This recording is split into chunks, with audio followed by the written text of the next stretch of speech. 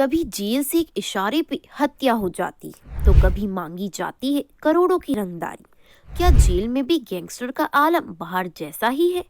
नमस्कार दोस्तों, आप देख रहे हैं क्राइम स्टोरी।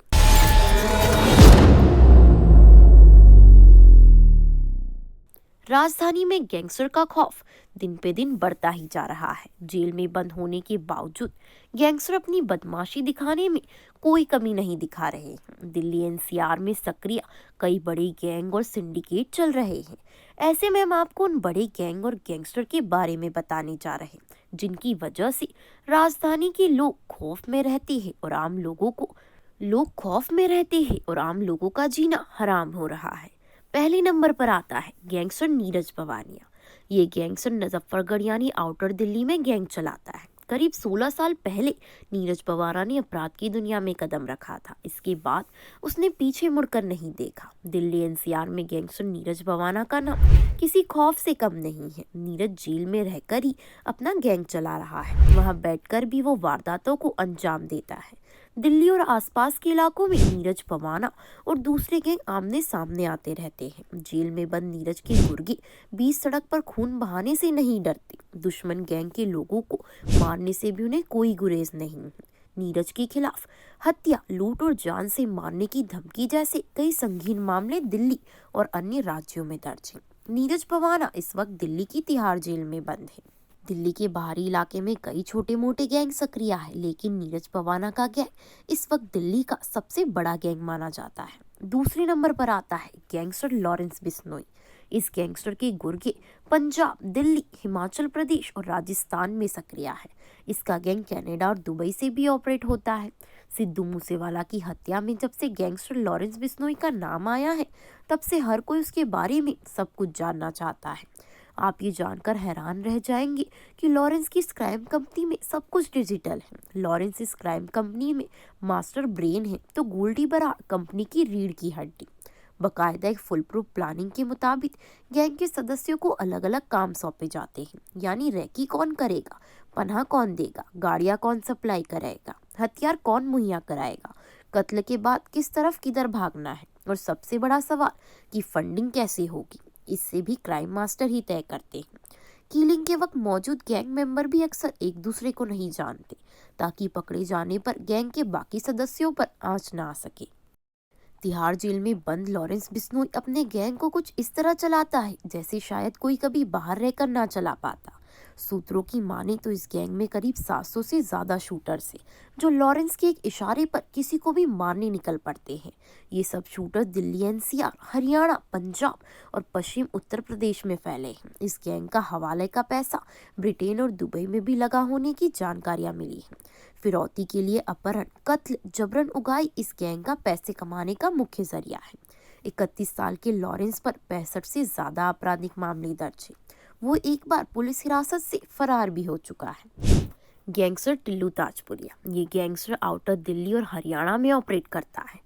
टिल्लू ताजपुरिया का नाम जुर्म की दुनिया में अपनी अलग पहचान बना चुका है। दरअसल ये वही गैंगस्टर है जिसने मंडोली जेल में रहते हुए 24 सितंबर 2021 को रोहिणी कोर्ट में अपने 2 शूटर भेजकर कुख्यात गैंगस्टर जितेंद्र गोगी को भरी अदालत में हत्या करवा दी थी। असल में गैंगस्टर जितेंद्र उर्फ गोगी और टिल्लू ताजपुरिया गैंग के बीच गैंग वॉर जारी थी। इसी के चलते गोगी गैंग के सदस्य और कुख्यात अपराधी प्रवेश ने मिलकर टिल्लू ताजपुरिया गैंग के बदमाश पवन का मर्डर कर दिया था। इस कत्ल का बदला लेने के लिए ही टिल्लू ताजपुरिया ने अपने गैंग के सदस्य अक्षय को जिम्मेदारी सौंपी थी। अक्षय ने अपने साथियों के साथ मिलकर टिल्लू के हुक्म को पूरा किया और गैंगस्टर गोगी को भरी अदालत में मार डाला था। गैंगस्टर जितेंद्र उर्फ गोगी का जानी दुश्मन गैंगस्टर टिल्लू ताजपुरिया किसी भी तरह से कम नहीं है। वो तिहाड़ जेल में बंद रहकर भी कुख्यात बदमाश नवीन बाली, कौशल और गैंगस्टर नीरज पवानिया के साथ मिलकर गैंग ऑपरेट करता है। चौथे नंबर पर आता है दविंदर बम्बिया गैंग। ये गैंग पंजाब और अरमोनिया से ऑपरेट होता है, जिसका सरगना था दविंदर बम्बिया। उसका असली नाम दविंदर सिंह सिद्धू था। उसका जन्म मोगा जिले के बम्बिया गांव में हुआ था। जुर्म की दुनिया में आने से पहले वो एक लोकप्रिय कबड्डी खिलाड़ी हुआ करता था।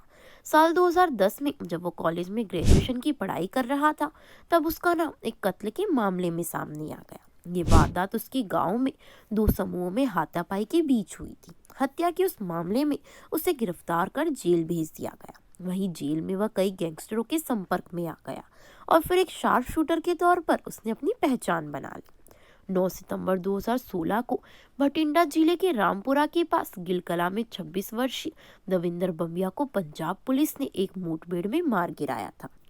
इसके बाद उसके गैंग की कमान गौरव पटियाला और लकी ने संभाली। लकी धनास चंडीगढ़ का रहने वाला है, जो पहले कत्ल की कोशिश और रंगदारी जैसे मामलों के चलते जेल में बंद था, लेकिन जेल से बाहर आने के बाद वो भारत छोड़कर आर्मेनिया भाग गया।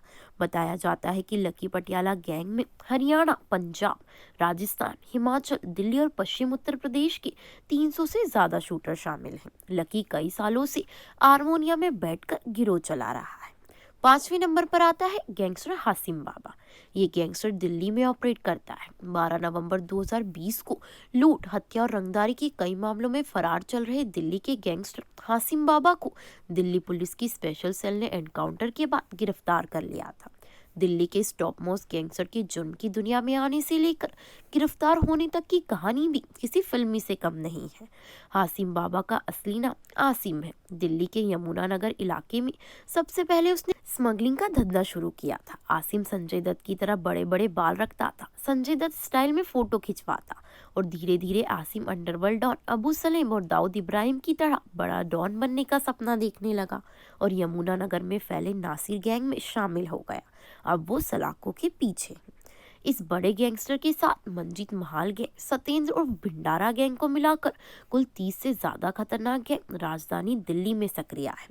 मंजीत महाल, नीरज पवानिया, संदीप उर्फ टिल्लू, इरफान उर्फ छेनू पहलवान, अब्दुल नासिर, हासिम बाबा और सत्य प्रकाश उर्फ सत्य समेत कई बड़े गैंगस्टर तिहाड़ जेल की सलाखों के पीछे बंद हैं। ऐसे ही जुर्म से जुड़ी सनसनीखेज वारदातों को जानने के लिए हमारे चैनल क्राइम स्टोरी को सब्सक्राइब कर लें। धन्यवाद।